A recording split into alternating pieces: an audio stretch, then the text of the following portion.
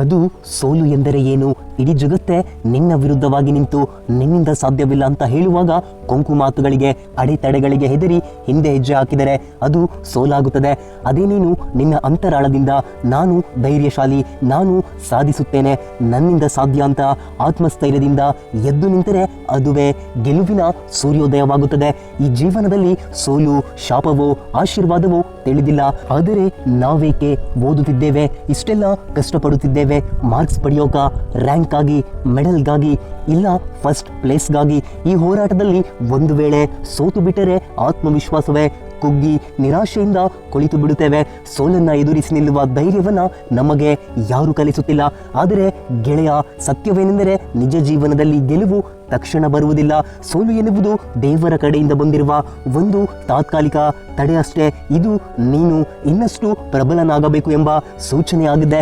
ಗೆಳೆಯ, ಇಲ್ಲಿ ಯಾರಿಗೆ ತಮ್ಮ ತಪ್ಪು ಮತ್ತು ಲೋಪವನ್ನು ಒಪ್ಪಿಕೊಂಡು ಮತ್ತೆ ಗೆಲುವಿಗಾಗಿ ಹೋರಾಡುವ ಆತ್ಮಸ್ಥೈರ್ಯ ಹೊಂದಿರುತ್ತಾರೋ ಅವರು ಮಾತ್ರ ಮುಂದುವರಿಯುತ್ತಾರೆ. ಸೋಲಿಗೆ ನೀನೇಕೆ ಹೆದರುವೆ? ಇತರರು ನನ್ನ ಬಗ್ಗೆ ಏನು ಮಾತಾಡುತ್ತಾರೋ ಎಂದು ಏಕೆ ಚಿಂತಿಸುವೆ? ಭಯವನ್ನ ತೊಡೆದು ಹಾಕು. ಆಡಿಕೊಳ್ಳುವವರ ಮುಂದೆಯೇ ನೀನು ಬೆಳೆದು ನಿಲ್ಲಬೇಕು. ಆಗಲೇ ನಿನ್ನ ಗೌರವ ಹೆಚ್ಚುವುದು. ಗೆಲುವು ಅದು ಚಿಕ್ಕದಾಗಿರಲಿ ದೊಡ್ಡದಾಗಿರಲಿ ಅದನ್ನ ಸಂಭ್ರಮಿಸು. ಅದು ನಿನ್ನ ಶಕ್ತಿ ಮತ್ತು ನಿನ್ನ ಪರಿಶ್ರಮದಿಂದ ಸಾಧ್ಯವಾಗಿದ್ದು ಎಂಬುದನ್ನು ಮರೆಯಬೇಡ. ಒಂದು ಸೋಲು ನಿನ್ನ ಕಲಿಕೆಯನ್ನ ಇನ್ನಷ್ಟು ಬಲಿಷ್ಠಪಡಿಸುತ್ತದೆ. ಸೋಲು ಬಂದಾಗ ನಿನ್ನ ಗುರುಗಳು, ನಿನ್ನ ಮಾರ್ಗದರ್ಶಿಗಳು ನಿನ್ನನ್ನ ಎಚ್ಚರಿಸುತ್ತಾರೆ. ಗೆಳೆಯ, ನಾನು ತಿಳಿಸುತ್ತಿರುವುದಿಷ್ಟೇ. ಸೋಲಿಗೆ ತಲೆಬಾಗಿ ಹಿಂದೆ ಹೆಜ್ಜೆ ಹಾಕಬೇಡ. ಮತ್ತೊಮ್ಮೆ ತಲೆ ಎತ್ತಿ ನೋಡು. ಗೆಲುವು ನಿನ್ನ ಮುಂದೆಯೇ ಇದೆ. ಸೋತ ಜಾಗದಿಂದಲೇ ಮತ್ತೆ ಆರಂಭಿಸುತ್ತೇನೆ ಎಂಬ ನಿನ್ನ ನಿರ್ಧಾರ ಮತ್ತು ಧೈರ್ಯ ಗೆಲುವಿಗೆ ಹೊಸ ದಾರಿ ನಿರ್ಮಿಸುತ್ತದೆ. ಪ್ರತಿಯೊಬ್ಬ ವಿದ್ಯಾರ್ಥಿಗೂ ವಿಶಿಷ್ಟ ಶಕ್ತಿ ಇರುತ್ತದೆ.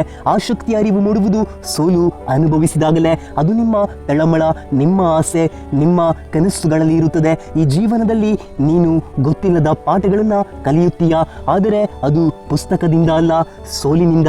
ಒಂದು ಬಾರಿ ಎಡವಿ ಬಿದ್ದಾಗ ಅದು ನಿನ್ನನ್ನು ರೂಪಿಸುತ್ತದೆ, ಪರಿವರ್ತನೆ ಮಾಡುತ್ತದೆ, ಮತ್ತೆ ನಿಲ್ಲಿಸಲು ಕಲಿಸುತ್ತದೆ. ಹಾಗಾಗಿ ಸೋಲಿಗೆ ಮುಖ ಮಾಡಿ ನಿಲ್ಲಬೇಡ. ಮತ್ತೆ ಮತ್ತೆ ಎದ್ದು ನಿಲ್ಲು.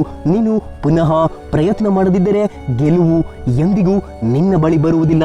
ಗೆಳೆಯ, 10 ಬಾರಿ ಬಿದ್ದಿದ್ದರೂ 11ನೇ ಬಾರಿ ಪುನಃ ಎದ್ದು ನಿಲ್ಲುವುದೇ ಗೆಲುವು ಅಲ್ಲವೇ?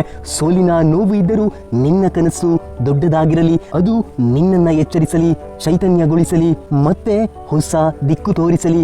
ಪ್ರೀತಿ ಇಲ್ಲದಿದ್ರು, ಬೆಂಬಲ ಇಲ್ಲದಿದ್ರು, ಹಾಸ್ಯ ಮಾಡುವ ಜನ ಇದ್ರು, ನಿನ್ನಷ್ಟು ಅರಿತವರು ಬೇರೆ ಯಾರೂ ಇಲ್ಲ. ಹಾಗಾಗಿ ಸೋಲಿನ ಕಥೆಯನ್ನು ಗೆಲುವಿನ ಸಾಹಸವಾಗಿ ಬದಲಾಯಿಸು. ಸೋಲನ್ನು ಹಿಂದಿಕ್ಕಿ ಗೆಲುವನ್ನು ಹಿಂಬಾಲಿಸು. ನೀನು ಎಲ್ಲಿ ಬಿದ್ದಿದ್ಯಾ ಎಂಬುದಕ್ಕಿಂತ ನೀನು ಎಷ್ಟು ಬದಲಾಗಬಲ್ಲೆ ಎಂಬುದೇ ಮುಖ್ಯವಾಗಿದೆ. ಇಂದು ನೀನು ಎದ್ದು ಬದಲಾವಣೆಯ ಹಾದಿಯಲ್ಲಿ ಸಾಗಿದರೆ ನಾಳೆಯ ದಿನ ನಿನ್ನ ಹೆಸರನ್ನು ಈ ಸಮಾಜ ನೆನಪಿಸುತ್ತದೆ. ಗೆಲುವು ಇಲ್ಲಿ ಯಾರಿಗೂ ಉಚಿತವಾಗಿ ಸಿಗುವುದಿಲ್ಲ. ಅದು ಖರೀದಿಸಬಹುದಾದದ್ದು ಅಲ್ಲ. ಅದು ಪರಿಶ್ರಮ, ಕಣ್ಣೀರು ಹಾಗೂ ನಿರಂತರ ಹೋರಾಟದಿಂದ ಮಾತ್ರ ಸಿಗುವ ಫಲವಾಗಿದೆ. ಗೆಳೆಯ, ಗೆಲುವು ಸಿಗಲು ನಿನ್ನ ನಿರ್ಧಾರ ಸ್ಪಷ್ಟವಾಗಿರಬೇಕು. ಅದು ನಿನ್ನ ಕನಸು ಏನು, ನಿನ್ನ ಗುರಿ ಏನು, ನೀನೇಕೆ ತಯಾರಾಗ್ತಾ ಇದೆಯಾ? ಈ ಪ್ರಶ್ನೆಗಳಿಗೆ ಉತ್ತರ ಗೊತ್ತಾದಾಗ ನಿರ್ಧಾರವಾಗುವುದು ನಿನ್ನ ಗೆಲುವು. ಓದುವ ಪ್ಲಾನ್ ಏನೋ ತಪ್ಪಾಗಿರಬಹುದು, ಅದನ್ನು ಸರಿಪಡಿಸು. ಜ್ಞಾನವೇ ನಿನ್ನ ಅಸ್ತ್ರ. ಜ್ಞಾನವಿಲ್ಲದ ಜೀವನ ಬಹು ಕಷ್ಟವಾಗಿ ಬಿಡುತ್ತದೆ. ಪದೇ ಪದೇ ನಿಂತು ನೋಡು ಎಲ್ಲಿ ತಪ್ಪಾಯಿತು ಎಂದು. ಹೊಸದಾಗಿ ಏನು ಕಲಿಯಬೇಕು ಅಂತ ಗೆಳೆಯ ನೆನಪಿಡು. ನಿನ್ನ ಪಯಣವು ಇನ್ನೂ ಮುಗಿದಿಲ್ಲ.